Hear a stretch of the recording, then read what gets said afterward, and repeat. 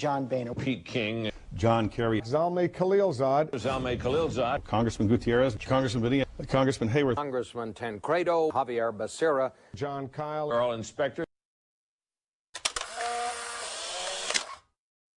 Specifically, Brett, the Democrats refused to allow Republicans to offer amendments.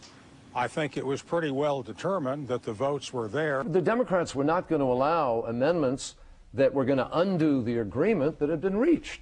That's a normal procedure in the United States Senate. You can't begin to talk about a guest worker bill until you secure the borders. No, and there's no easy answer to this, but I think the best answer is that if we secure the borders first, adopt very strong enforcement legislation, adopt very strict employer sanctions. A lot of us want to support a guest worker plan down the road, but first and foremost, we have to secure the border. The fact is, laws follow human nature. That's why I call for enforcement first. What the House of Representatives did was unworkable. It's unrealistic. If a bill with an amnesty gets to the House, it won't pass. But we also need compassion. We need a comprehensive bill, one that takes into account that there are 11 million undocumented workers currently in the United States. Well, Brett, I'm optimistic for a couple of reasons. Number one, I'm always optimistic.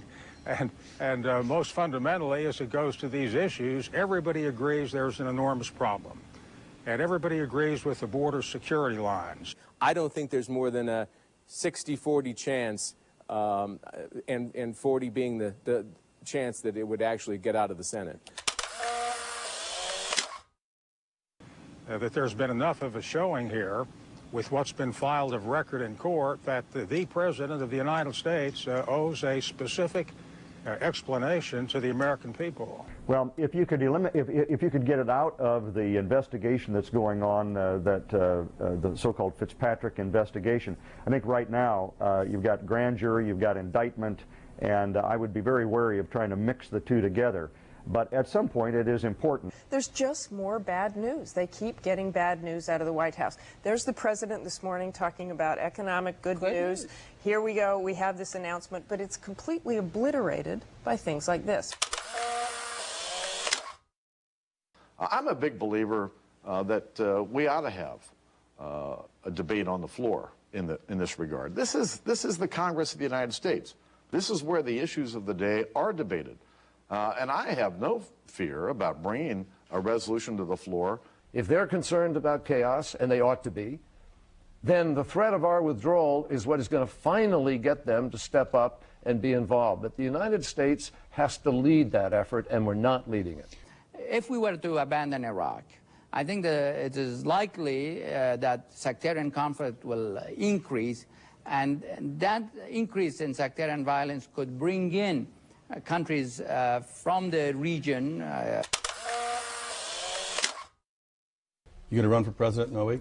I don't know. I'll tell you this. It was an unbelievable privilege to be the nominee of my party, and the issues that I fought for, Tim, every one of them, health care for Americans, jobs here, a more competitive America, a stronger America, to be safer in the world, all those issues are as alive today as they were when I ran, and I'm looking at it hard.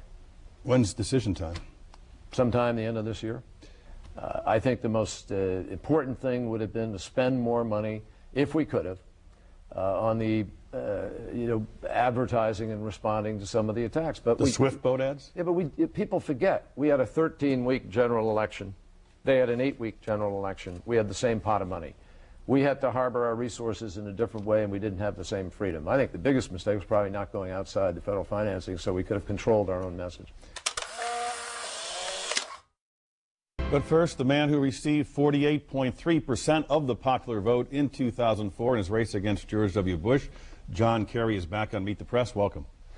Well, I'm glad to be here. I thought it was 49.2, but that's okay. 48.3. But who's counting? You talk too much. I can't believe the things that you say. When you meet the men and women who serve America in the military and in the government, you find the strength and character of this nation. You find courage, commitment, and the enduring belief that the best thing of all is what matters most: freedom.